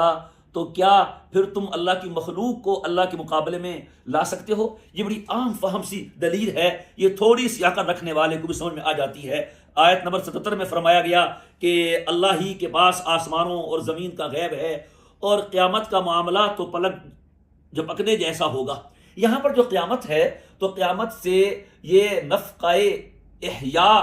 مراد ہے، نفخہ ثانیہ، نفخہ اماتت وہ مراد نہیں ہے۔ یعنی جب ہماری طرف سے دوسرا سور پھونکا جائے گا تو سور پھونکتے ہی سب کچھ دوبارہ زندہ ہو جائے گا ایک لمحے میں، یعنی مردوں میں جان پڑنا اور ان کا کھڑے ہونا ایک امر آنی ہوگا کہ پلک یعنی جھپکنے میں بھی ایک وقت لگتا ہے، وہ اس سے بھی جلدی ہو جائے گا۔ کیوں کہ اللہ تعالیٰ اس پہ قادر ہے۔ اس کے بعد اللہ تعالیٰ نے انسان کو متوجہ کرنے کے لیے یہ سمجھایا ہے کہ دیکھو اللہ نے تمہیں تمہاری ماؤں کے پیٹوں سے پیدا کیا ہے، تم کچھ نہیں جانتے تھے، اس نے تمہیں سماعت دی ہے، تم سنتے ہو، اس نے تمہیں آنکھیں دی ہیں، تم دیکھتے ہو، اس نے تمہیں دل دیے ہے، تم اس دل سے سوچتے ہو، کیوں؟ لعلکم تشکرون، تاکہ تم شکر کرو، اور مشرک تو ناشکرہ ہوتا ہے۔ آگے اللہ نے پرندوں کے بارے میں فرمایا کہ دیکھو ہم نے پرندوں کو زمین اور آسمان کی فضا میں مسخر کر دیا ہے، معلق کر دیا ہے، ان کو گرنے سے اللہ روکتا ہے، اللہ گرنے نہیں دیتا ہے۔ تم نے کبھی اس میں غور کیا ہے اللہ تعالیٰ کی قدرت کتنی عظیم ہے؟ پھر آیت نمبر 80 میں اللہ تعالیٰ نے جو انسان کے لیے نعمت خیمے ہیں ان کا ذکر کیا کہ ہم نے تمہارے لیے خیمے بنائے ہیں، ہلکے پھلکے ہیں، بنے بنائے گھر ہیں، سفر میں بھی کام آتے ہیں، حضر میں بھی کام آتے ہیں، اور جلدی سے اس کو ساتھ رکھنا، اسے گاڑنا، پھر اس کو نصب کرنا، پھر فائدہ اٹھانے پر اس کو لپیٹ لینا، یہ کتنا آسان ہے۔ خیمے اتنی ترقی کے باوجود آج بھی انسانی زندگی کا حصہ ہے، جس طرح پہلے انسانی زندگی کا حصہ تھا۔ تو اللہ تعالیٰ اس خیمے سے بھی اپنی قدرت کو ظاہر فرما رہے ہیں اور اپنی طرف توحید کا درس دے رہے ہیں۔ پھر آگے لباس کا ذکر ہے آیت نمبر 81 میں کہ ہم نے تمہارے لیے لباس بنایا جو تمہیں گرمی سے بچاتا ہے۔ سردی کا ذکر نہیں کیا، وہ تو واضح ہی ہے، لیکن اگلی آیت میں سردی کا بھی آ رہا ہے۔ وَسَرَابِيلُ تَقِيكُمْ بَأْسَكُمْ، اور وہ تمہارے لباس جو تمہیں جہاد میں یعنی بچاتے ہیں، وہ اس سے مراد وہ زرہ ہے جو آدمی پہن کے دشمن کے حملوں سے بچ جاتا ہے۔ تو اللہ تعالیٰ ایسی ایسی اپنی قدرتیں بیان فرما رہے ہیں۔ پھر آگے آیت نمبر 82 میں فرمایا فَإِن تَوَلَّوْا فَإِنَّمَا عَلَيْكَ الْبَلَاغُ الْمُبِينُ، کہ اگر اتنا کچھ سن کر بھی یہ لوگ نہیں مانتے اور پیٹھ پھیرتے ہیں تو آپ پھر بس کر جائیں۔ فَإِنَّمَا عَلَيْكَ الْبَلَاغُ الْمُبِينُ، اس لیے کہ آپ کے ذمے جو تھا وہ آپ نے پورا پہنچا دیا ہے، اب نہ ماننے کے ذمہ دار یہ خود ہیں، آپ کی ذمہ داری پوری ہو گئی ہے۔ اس سے معلوم ہوا کہ داعی کو اور مبلغ کو دعوت ہی دینا ہوتا ہے، زبردستی کسی کے دل میں ڈال دینا نہ اس کی ذمہ داری ہے اور نہ اس کے اختیار میں ہے۔ اگلی آیت میں فرمایا کہ آیت نمبر 84 میں کہ جب ہم قیامت کے دن ہر امت سے گواہ لائیں گے اور پھر کافروں کو ہم کھڑا کریں گے اور ان کا فیصلہ ہوگا، پھر ان کا کوئی عذر نہیں سنا جائے گا۔ دنیا کی عدالتوں میں راضی نامہ ہوتا ہے، صلح ہوتی ہے، اگلی تاریخ مل جاتی ہے، فریق سے صلح کرنے کا موقع ملتا ہے۔ وَلَا هُمْ يُسْتَعْتَبُونَ، یعنی ان کو موقع نہیں ملے گا کہ اللہ کو راضی کر سکے، آخری فیصلہ ہوگا، آخری فیصلہ، اس کے بعد اور کوئی فیصلہ نہیں ہوگا۔ آیت نمبر 88 میں فرمایا گیا کہ جن لوگوں نے کفر کیا اور ہمارے رستے سے لوگوں کو روکا، ہم ان کا عذاب اور ان کا عذاب لوگوں کے عذاب کے اوپر اور کر دیں گے، یعنی ان کا اضافی عذاب ہوگا، ایک تو خود بدعملی کا اور دوسرا لوگوں کو اللہ کے رستے سے روکنے کا، یا ایک عذاب ہوگا معصیت کے ارتکاب کا اور دوسرا عذاب ہوگا اس پر دوام اور استمرار کا۔ اس سے معلوم ہوا جس طرح اہل جنت کے درجات جنت میں مختلف ہوں گے، بعض اہل جنت اونچے مقام پہ ہوں گے اور بعض نیچے درجوں پہ ہوں گے، تو اس طرح اہل جہنم کے بھی درجے جہنم میں مختلف ہوں گے، بعضوں کا عذاب بہت سخت ہوگا اور بعضوں کا عذاب ہلکا ہوگا۔ اللہ ہم سب کو بچائے۔ اس آیت نمبر 89 میں 190 میں یہ قیامت کے دن کا منظر بیان کیا گیا ہے، اور اس میں نبی کریم علیہ الصلاۃ والسلام کی فوقیت بھی ظاہر کی گئی ہے کہ اس دن ہم ہر امت میں سے ان پر گواہ لائیں گے اور ہم آپ کو ان سب پر گواہ لائیں گے، سبحان اللہ۔ اور پھر آگے وہی آیت ہے وَنَزَّلْنَا عَلَيْكَ الْكِتَابَ تِبْيَانًا لِكُلِّ شَيْءٍ، کہ ہم نے آپ پر یہ کتاب اتاری ہے جو ہر چیز کا بیان ہے۔ یہ اس سے استدلال کرتے ہیں منکرین حدیث کہ قرآن میں خود ہر چیز کا بیان ہے، لیکن اس کے باوجود بھی اس کو بیان کی ضرورت ہے، جس کو بیان کیا گیا لِتُبَيِّنَ لِلنَّاسِ، کہ آپ اس کو بیان کرتے ہیں۔ آیت نمبر 90 ان اللہ یأمر بالعدل والإحسان، یہ آیت قرآن کریم کی جامع ترین آیت شمار ہوتی ہے، اور اسی وجہ سے حضرت عمر ابن عبدالعزیز رحمہ اللہ تعالیٰ نے جمعہ اور عیدین کے خطبوں میں اس کو شامل فرمایا تھا، اور حضور کے زمانے میں بھی بہت سے لوگ اسی آیت کو سن کے مسلمان ہو گئے تھے۔ اس آیت میں 3 باتوں کا حکم ہے، عدل کا، احسان کا اور ایتاء ذی القربیٰ کا۔ عدل کا معنی انصاف کرنا، یعنی آدمی کے عقائد، عبادات، اعمال، اقوال، معاملات، اخلاق سارے کے سارے عدل و انصاف کے ترازو میں اس طرح تلے ہوئے ہوں کہ کوئی ایک پلڑا جھکا ہوا نہ ہو۔ اس کی جلوت، اس کی خلوت، دونوں حالتوں میں انسان کا معاملہ اپنے رب کے ساتھ، اپنے نفس کے ساتھ اور تمام مخلوق کے ساتھ عدل و انصاف کے تقاضوں کے عین مطابق ہو۔ اس کے بعد حکم ہے احسان کا۔ احسان کا مقام عدل سے بلند اور اونچا ہے۔ احسان کا حاصل یہ ہے کہ آدمی پہلے خود نیکی کا، بھلائی کا پیکر اور نمونہ بنے، پھر دوسروں کی بھلائی اور خیر خواہی کا متمنی رہے، فرض کے ساتھ نوافل کا اور انصاف کے ساتھ مروت و لحاظ کو جمع کرنا، یہ احسان کہلاتا ہے۔ عدل سے ایک زائد چیز ہے۔ احسان کی ابتدا یہ ہے کہ بندے کا یقین ہو کہ جو کچھ وہ کر رہا ہے عبادت، اسے اللہ دیکھ رہا ہے، اور احسان کی انتہا یہ ہے کہ گویا کہ وہ اللہ کو دیکھ کے عبادت کر رہا ہے، یعنی نقشبندیہ حضرات کے مطابق مقام مراقبہ سے مقام مشاہدہ تک اس کو احسان پہنچا دے۔ اور تیسری چیز صلہ رحمی ہے، جو رشتہ داروں کے ساتھ، اقربا کے ساتھ، ذوی الارحام کے ساتھ جو اللہ نے حقوق ان کے دیے ہیں وہ ادا کرے۔ آدمی صرف اپنے بال بچوں کی، بیوی بچوں کے حقوق ادا نہ کرے، بلکہ ان کے علاوہ بھی جو اس کے ذوی الارحام ہیں، رشتہ دار ہیں، ان کے ساتھ بھی وہ حقوق کی ادائیگی کا معاملہ کرے۔ عدل و انصاف تو سب کے ساتھ یکساں ہونا چاہیے، لیکن رشتہ داروں کا حق ان سے بھی زیادہ ہے، ان کو نظر انداز نہیں کرنا چاہیے۔ انسان کی فطرت بھی یہی کہتی ہے اور اللہ کا حکم بھی یہ ہے۔ پھر اس کے بعد 3 برائیوں سے منع کیا گیا۔ فحشا، بے حیائی کا کام جس میں شہوت اور بہیمیت ہوتی ہے وہ چھوڑ دے۔ اس میں تمام برے کام آ جاتے ہیں، زنا ہے، شراب نوشی ہے، فعل قوم لوط ہے، اور اسی طرح لباس میں بے حیائی ہے، بے پردگی ہے، ناچ گانا ڈانس وغیرہ، یہ سب چیزیں اس میں آتی ہیں۔ اور دوسری برائی منکر ہے۔ منکر کہتے ہیں جو اہل عقل و خرد کی نظر میں برائی ہو اور جس کو ایک پاکیزہ معاشرہ برائی سمجھتا ہو۔ اور تیسری برائی بغی ہے۔ بغی اعتدال کے حد سے نکلنے کو کہتے ہیں، جب آدمی حقوق اللہ اور حقوق العباد کی پامالی پہ اتر آئے یا امارت اسلامیہ کی بغاوت پہ اتر آئے تو یہ بغی کہلاتا ہے۔ تو یہ 3 کام کرنے کے اس میں فرمائے گئے اور 3 کام سے منع کیا گیا۔ اس حوالے سے بہت جامع آیت ہے۔ پھر اس کے بعد آیت نمبر 91 میں 92 میں ایک عورت کا واقعہ ضرب المثل بن گیا تھا۔ ایک عورت تھی مکے میں جو دن بھر سوت کاٹتی تھی، جب شام ہوتی تو اس کے ٹکڑے ٹکڑے کر ڈالتی۔ یا گرمی کے موسم میں سود کاٹتی اور جب اس کے استعمال کا وقت سردیاں آتی تو اس کو کاٹ دیتی۔ تو اب یہ ضرب المثل بن گئی ہر اس شخص کے لیے جو اپنی محنت کو اپنے ہاتھوں سے برباد کرے۔ تو یہ کفار کے اعمال کی حقیقت بیان کر رہی ہے یہ آیت کہ کفار کے اعمال ایسے ہیں گویا اپنی محنت کو اپنے ہاتھوں سے ہی برباد کر رہے ہیں۔ پھر آیت نمبر 92 میں یہ جاہلیت کے ایک معاہدے کی بری رسم کی قباحت کو بیان کیا گیا ہے اور اس کی مذمت کی ہے، اور اگلی آیت میں مسلمانوں کو اس سے منع کیا ہے۔ جاہلیت میں یہ ایک طریقہ تھا کہ جب لوگ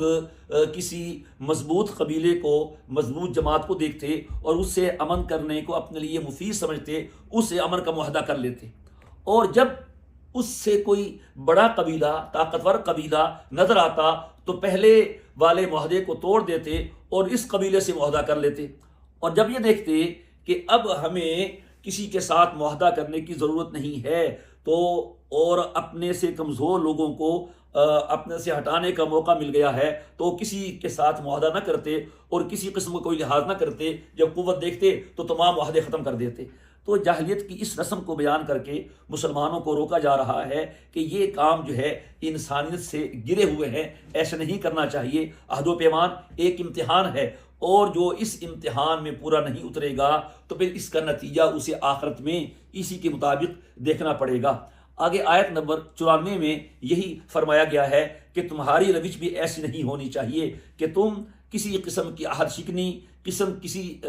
قسم کی قسم کھا کے اس کو توڑو یا کوئی ایسا کام کرو جو جاہلیت کے کاموں میں سے ہے اور تمہارے کاموں کی وجہ سے لوگ اللہ کے رستے سے رک جائیں۔ ایسا مت کرنا، ایسا کرو گے تو اس کا بھی دردناک عذاب اور بہت برا عذاب دیا جائے گا۔ آیت نمبر 95 میں اللہ تعالیٰ نے اس سے استدلال کیا، جب آپس کے معاہدات کو توڑنا برا ہے تو جن لوگوں نے اللہ کے ساتھ کیے ہوئے معاہدے کو توڑ دیا تو اس کی برائی تو اور بھی زیادہ آپ کو سمجھ میں آ جانی چاہیے۔ آیت نمبر 97 میں یہ ایک حقیقت بیان کی گئی کہ جو آدمی، مرد ہو یا عورت، ایمان لائے اور عمل صالح کرے تو اللہ اس کے نتیجے میں انہیں ایسی زندگی عطا فرماتا ہے کہ جس سے انہیں قلبی سکون میسر آ جاتا ہے، اور دنیا کی کوئی تکلیف بھی ان کے دل پہ اثر نہیں کرتی، اور وہ اللہ تعالیٰ کی طرف سے دیے ہوئے سکون اور اطمینان کو پوری زندگی محسوس کرتا ہے۔ اور جس شخص کے پاس یہ دولت نہیں ہے ایمان عمل صالح کی، وہ اس سکون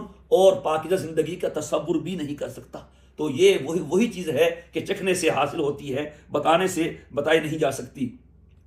آیت نمبر 98 میں یہ فرمایا گیا کہ جب آدمی قرآن کریم کی تلاوت شروع کرتا ہے تو شیطان آ جاتا ہے، اسے پتہ ہے کہ جب یہ قرآن کریم میں آئے گا اسے ہدایت ملے گی، اس کو تلاوت کرے گا، اس کو پڑھے گا، اللہ کے نیک لوگوں میں شامل ہوگا، تو وہ طرح طرح سے مختلف بہانوں سے اس کو بہکانے کی اور اپنی جو قوت ہے شیطان کی پاس خیالات کی وہ پوری صرف کرتا ہے کہ اس سے یہ روکنے کی پوری کوشش کرتا ہے۔ اس کا طریقہ بتایا گیا کہ جب تم قرآن کریم کی قرات کرنے لگو یا قرآن کریم کے علوم میں غور و فکر کرنے لگو، کسی بھی حوالے سے قرآن کریم میں تم اپنا وقت صرف کرنے لگو تو تم پہلے شیطان سے پناہ مانگ لو۔ فاستعذ باللہ من الشیطان الرجیم، یعنی پوری اعوذ باللہ پڑھ لینی چاہیے، اور اعوذ باللہ پڑھنے میں یہ فائدہ ہے کہ آدمی شیطان کے حملوں سے بچ جاتا ہے، اور شیطان سے بچنے کا یہی طریقہ ہے، اس سے مناظرہ نہ کرو، مجادلہ نہ کرو، مقابلہ نہ کرو، اس کے پاس چوں چرا بہت زیادہ ہے، بس اللہ سے پناہ مانگو کہ میں اللہ کی پناہ میں آ گیا، آپ اس سے محفوظ ہو جائیں گے۔ اور اسی طرح وہ مقام جہاں شیطان کا آ جانا ثابت ہو تو اس موقع پر بھی اعوذ باللہ پڑھ لینا مسنون ہے، جیسے بیت الخلاء میں جاتے ہوئے شیطان سے پناہ مانگنے کا حکم ہے، کیونکہ وہاں شیطان جنات ہوتے ہیں، رات کو برا خواب آ جائے تو اس وقت بھی شیطان سے پناہ مانگنے کا حکم ہے، یا دل میں برے وسوسے آ جائیں تو شیطان سے پناہ مانگنے کا حکم ہے، غصہ آ جائے اس وقت میں بھی شیطان سے پناہ مانگنے کا حکم ہے، حتیٰ کہ میاں بیوی آپس میں قریب ہونے لگیں اس وقت بھی شیطان سے پناہ مانگنے کا حکم ہے، کہ یہ وہ مقامات ہیں کہ جہاں شیطان انسان کے پاس آ کے اپنے وسوسے ڈالنے کی پوری کوشش کرتا ہے۔ تو اعوذ باللہ جو ہے وہ قرآن کریم کی تلاوت سے پہلے مسنون ہے، باقی کسی اور کتاب یا کلام سے پہلے اعوذ باللہ مسنون نہیں ہے۔ ہاں، ہر اچھے کام سے پہلے بسم اللہ الرحمن الرحیم پڑھنا سنت بھی ہے اور باعث خیر و برکت بھی ہے۔ آیت نمبر 101 میں کافروں کے سوال کا جواب دیا گیا کہ وہ کہتے تھے کہ یہ کلام الہی نہیں ہے، اس میں نسخ بھی ہوتا رہتا ہے، آیتوں کو واپس لے لیا جاتا ہے۔ اس کا جواب پہلے بھی آ گیا تھا سورہ بقرہ میں کہ تمہیں نسخ کی حقیقت ہی معلوم نہیں۔ نسخ پہلی بات کو کمزور سمجھ کے یا غلط فیصلے، پہلی بات کو غلط فیصلہ نہیں قرار دیا جاتا، بلکہ اس حکم کی مدت ہی اتنی ہوتی ہے جیسے ایک ڈاکٹر کے ذہن میں ہوتا ہے کہ مریض کو ہفتے کے لیے یہ دوا دینی ہے، پھر اگلے ہفتے میں اور دوا دینی ہے۔ یہ پہلے بھی یہ مضمون سورہ بقرہ میں آ چکا ہے۔ آگے آیت نمبر 103 میں ایک واقعہ کی طرف اشارہ کر کے نبی کریم علیہ الصلوۃ والسلام کو تسلی دی گئی ہے۔ مکہ مکرمہ میں ایک شخص رہتا تھا، اس کے نام میں بھی کافی اختلاف پایا جاتا ہے۔ بعض کہتے ہیں اس کا نام جبر ہے، یسار ہے، بلعام ہے، مقیس ہے، عائش ہے، یعیش ہے۔ وہ نبی کریم علیہ الصلوۃ والسلام کا اس کے ساتھ اٹھنا بیٹھنا تھا، تو آپ بھی وہاں سے گزرتے ہوئے اس کے پاس جاتے، اس سے ملاقات کرتے، تو بس مشرکین نے اس ملاقات سے یہ نتیجہ نکال لیا کہ یہی ہے قرآن کا مصنف، یہ قرآن تیار کر کر کے حضور کو دے رہا ہے، اور پھر آپ اس کو اللہ کا کلام کہہ کے ہم تک پہنچا رہے ہیں۔ وہ اتنے نالائق تھے کہ وہ سمجھ سکتے تھے کہ جو قرآن کی فصاحت ہے، جو قرآن کی بلاغت ہے، وہ شخص دور دور تک اس سے قریب نہیں آ سکا، وہ تو عجمی ہے، وہ صحیح عربی جانتا ہی نہیں ہے۔ تو ظاہر آپ خود دیکھیں کہ ان لوگوں نے عداوت میں، دشمنی میں، بغض میں، حسد میں یہ الزام لگایا نبی کریم علیہ الصلوۃ والسلام کو، اس سے کتنا صدمہ پہنچا ہوگا۔ تو اس کی تسلی کے لیے فرمایا ہم جانتے ہیں کہ وہ لوگ یہ کہتے ہیں کہ ایک بشر آپ کو تعلیم دیتا ہے، بس آپ اس پر پریشان نہ ہو، وہ ہم جانتے ہیں کہ آپ کو اس کی تعلیم کون دیتا ہے۔ پھر اس کے بعد آیت نمبر 106 میں فرمایا گیا کہ جو آدمی کسی ایسی حالت سے دوچار ہو جائے کہ اسے کلمہ کفر کہنا پڑے،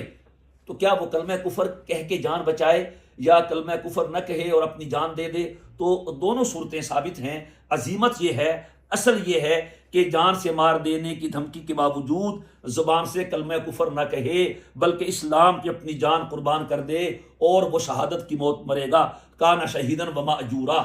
اور رخصت یہ ہے کہ دل گواہی سے مطمئن ہو، دل میں توحید باری تعالیٰ ہو، زبان سے جان بچانے کے لیے کلمہ کفر کہہ بھی دے، تو یہ رخصت ہے، اس کی اجازت ہے۔ حضرت خباب بن عرت اور حضرت یاسر اور حضرت سمیہ رضی اللہ تعالی عنہا نے اسلام کے شروع ایام میں اس عزیمت پہ عمل کیا اور مقام شہادت پہ فائز ہوئے، اور حضرت عمار بن یاسر رضی اللہ تعالیٰ عنہ نے رخصت پہ عمل کیا اور اپنی جان بچائی۔ نبی کریم علیہ الصلوۃ والسلام نے ان کے عمل کو جائز قرار دیا۔ یہاں پر جو بیان کیا گیا ہے قرآن کریم کی اس آیت میں وہ حکم رخصت ہے، اور حدیث میں جو بیان فرمایا گیا ہے کہ اگرچہ وہ جلا دیا جائے، اگرچہ اس کو جان سے ہاتھ دھونا پڑے تو کلمہ کفر نہ کہے، تو گویا کہ وہ جو حکم ہے وہ حکم عزیمت ہے۔ پھر آیت نمبر 110 میں صحابہ کرام کے ان لوگوں کے بارے میں یہ آیت ہے کہ جنہوں نے کفار کی اذیتیں برداشت کی اور ہجرت کی اور اللہ کے راستے میں جہاد کیا۔ وہ لوگ اللہ تعالیٰ کی رحمت کی امید رکھیں کہ اللہ تعالیٰ ان کے لیے رحیم اور کریم ہے۔ بعض مفسرین کا یہ بھی کہنا ہے کہ آیت ان لوگوں کے بارے میں ہے کہ جنہوں نے کلمہ کفر کہا اور بعد میں توبہ کر لی۔ بہرحال آیت سے یہ اصول ثابت ہو رہا ہے کہ جو کافر اور مرتد بھی سچے دل سے توبہ کرے تو اللہ تعالیٰ اس کا یہ جو کفر کا گناہ ہے وہ معاف کر دیتا ہے۔ آیت نمبر 111 ہے، اس میں اللہ تعالیٰ کافروں کے بارے میں فرما رہے ہیں کہ جب وہ دن ہر آدمی اپنے نفس کے بارے میں جھگڑا کرے گا تو اس کو جو اس نے کیا ہوگا اس کا پورا بدلہ دے دیا جائے گا۔ وَهُمْ لَا يُظْلَمُونَ، یعنی نیکوں کی نیکی میں کمی نہیں کی جائے گی اور گناہ گاروں کے گناہوں میں کوئی اضافہ نہیں کیا جائے گا تاکہ ان کے ساتھ کسی قسم کا ظلم ہو۔ آیت نمبر 112 میں ایک بستی کا ذکر کیا گیا ہے کہ وہ بستی تھی خوشحال تھی، ان لوگوں نے اللہ کی نافرمانی کی، پھر اللہ کی نعمتوں کی ناقدری کی، اللہ کے رسول کی مخالفت کی، پھر اللہ نے ان پر بھوک کا اور خوف کا لباس پہنا دیا۔ تو مفسرین کی اکثر رائے کے مطابق اس بستی سے مراد مکہ مکرمہ ہے، جنہوں نے اللہ کی نعمت کی ناقدری کی اور یہاں تک نوبت پہنچی کہ انہیں قحط کی وجہ سے مردہ جانور تک کھانے کی نوبت آ گئی تھی۔ پھر نبی کریم علیہ الصلوۃ والسلام کی دعا سے یہ قحط کا زمانہ ختم ہوا۔ آیت نمبر 114 میں فرمایا جا رہا ہے کہ جو اللہ نے تمہیں حلال رزق دیا ہے اسے استعمال کرو، کھاؤ اور اللہ کی نعمتوں کا شکر ادا کرو، یعنی حلال کو حلال سمجھو اور حرام کو حرام سمجھو۔ مشرکین کی طرح حرام کو حلال کر دینا اور حلال کو حرام کر دینا، یہ جو طریقہ ہے یہ اللہ تعالیٰ کے بیان کردہ طریقے کے بالکل خلاف ہے۔ اور اسی طرح آگے آیت نمبر 116 میں بیان کیا گیا کہ مشرکین کا طریقہ تھا کہ انہوں نے اللہ کی حلال کردہ چیزوں کو حرام کر دیا اور اللہ کی حرام کردہ چیزوں کو حلال کر دیا۔ تو اللہ تعالیٰ اس کے بارے میں وعید فرما رہے ہیں کہ جو کچھ بھی وہ کر رہے ہیں یہ اللہ تعالیٰ پر جھوٹ بول رہے ہیں، اللہ پہ الزام لگا رہے ہیں، اور ان کے اس الزام کا جو بدلہ ہے وہ ان کو قیامت کے دن چکانا پڑے گا۔ آیت نمبر 119 میں یہ فرمایا گیا ہے کہ جو آدمی گناہ کرے نادانی سے پھر توبہ کرے، اس کا یہ مطلب نہیں ہے اگر جان بوجھ کر گناہ کرے تو پھر توبہ نہیں ہوتی، توبہ سے گناہ معاف ہو جاتے ہیں، نادانی سے کرے یا جان بوجھ کے کرے۔ اس میں یہ اشارہ ہے کہ مسلمان جو ہے وہ گناہ نادانی سے ہی کرتا ہے، جان بوجھ کے نہیں کرتا ہے۔ اور پھر اس کے بعد آیت نمبر 120 میں حضرت ابراہیم علیہ السلام کے بارے میں فرمایا گیا، ابراہیم امت تھے۔ امت کا معنی وہ جو تمام خصائل حمیدہ کا جامع ہو، یعنی ان میں تمام خوبیاں تھیں، اور اس میں مشرکین مکہ کو جتلانا ہے کہ تم اپنے آپ کو ابراہیم علیہ السلام کی طرف منسوب کرتے ہو، حالانکہ تم ان کے بالکل متضاد ہو۔ وہ موحد تھے اور تمام اپنے خصائل حمیدہ کے جامع تھے، اور تمام باطل نظریات کے برخلاف دین حق پہ قائم کے تھے۔ وہ حلال و حرام کا اختیار اللہ تعالیٰ کو دیتے تھے، اور تمہارے میں تو کوئی بات نہیں ہے جو ابراہیم علیہ السلام کی تھی، لہٰذا تمہیں ابراہیم علیہ السلام کی ملت میں سے ملت کا دعویدار ہونا یہ تمہیں زیبا نہیں دیتا، تم تو مشرک ہو اور وہ تو مشرک نہیں تھے۔ اس ابراہیمی ملت کے جو پیروکار ہیں وہ محمد الرسول اللہ صلی اللہ علیہ وسلم کے دین کا جو پیروکار ہے وہی ابراہیم علیہ السلام کے دین کا پیروکار ہوگا۔ آیت نمبر 124 میں ہفتے کے دن کو بیان کیا گیا کہ شریعت ابراہیمی میں ہفتے کے دن کے حوالے سے کوئی حکم نہیں تھا، یہ خود یہود نے اپنے لیے اس دن کا انتخاب کیا، اور پھر وہ مچھلی کا واقعہ پیش آیا اور پھر اس کی لاج نہ رکھ سکے اور اللہ کے عذاب کے مستحق ہوئے، اور بعد میں ان سب کو بندر بنا دیا گیا۔ یہ واقعہ پہلے بھی گزر گیا ہے۔ اس کے بعد آیت نمبر 125 میں اللہ تعالیٰ کے رستے کی طرف بلانے کے اصول بیان کیے گئے ہیں۔ ادعو الی سبیل ربک بالحکمۃ والموعظۃ الحسنہ، کہ لوگوں کو اللہ کی طرف جو دعوت دینی ہے حکمت سے ہو، بصیرت سے ہو، مخاطب کو دیکھا جائے، اس کے علمی صلاحیت کو، ذہنی استعداد کو دیکھا جائے، بات بڑی مضبوط ہو، حکیمانہ انداز ہو اور دل کی گہرائی میں اترنے والا ہو، کہ ایسی بات ہو کہ سننے والا بالکل جھک جائے اور جیسے تیر نشانے پہ لگتا ہے داعی کی بات اس سننے والے کے دل پہ لگے۔ موعظہ حسنہ، اچھی نصیحت جو اخلاص کے ساتھ ہو، ہمدردی کے ساتھ ہو، دل سوزی کے ساتھ ہو، گفتگو رقت آمیز ہو کہ جس سے پتھر دل بھی موم ہو جائے اور سننے والوں کے دل میں ایسی بے ثباتی پیدا ہو جائے اور آخرت کی فکر پیدا ہو جائے جو فوراً انہیں راہ راست پہ لے آئے۔ اور اگر ان سے کوئی مجادلہ کرنا پڑے، مباحثہ کرنا پڑے، تو وہ بھی اچھے انداز سے، غصے کی بجائے دلیل کی بنیاد پہ شائستگی کے ساتھ، انداز اچھا ہو، بات مضبوط ہو، تاکہ جو آپ کا مخاطب ہے وہ انکار نہ کر سکے اور حق کو قبول کر لے۔ اور آخری آیت میں اس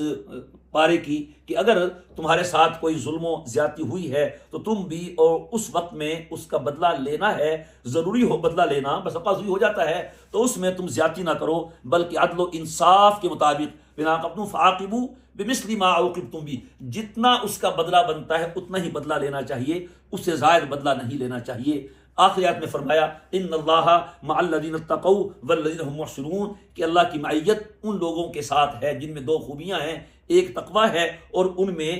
احسان ہے، یعنی وہ مخلص ہیں، اللہ تعالیٰ کے ساتھ احسان کا معاملہ رکھتے ہیں۔ اور نبی کریم علیہ الصلوۃ والسلام کو تسلی بھی دی ہے پہلے کہ آپ صبر کریں، اور آپ کا صبر اللہ کے لیے ہے، اور جو کچھ یہ کر رہے ہیں نہ آپ اپنا سینہ تنگ کریں اور نہ ہی ان پہ غم کریں۔ اللہ تعالیٰ چونکہ آپ اندر تقوی بھی ہے اور آپ محسن بھی ہیں تو اللہ تعالیٰ آپ کے ساتھ ہے۔ جب اللہ آپ کے ساتھ ہے تو پھر ان کی باتوں کا آپ کی وجہ سے نہیں ہونا چاہیے۔ وآخر دعوانا ان الحمد للہ رب العالمین۔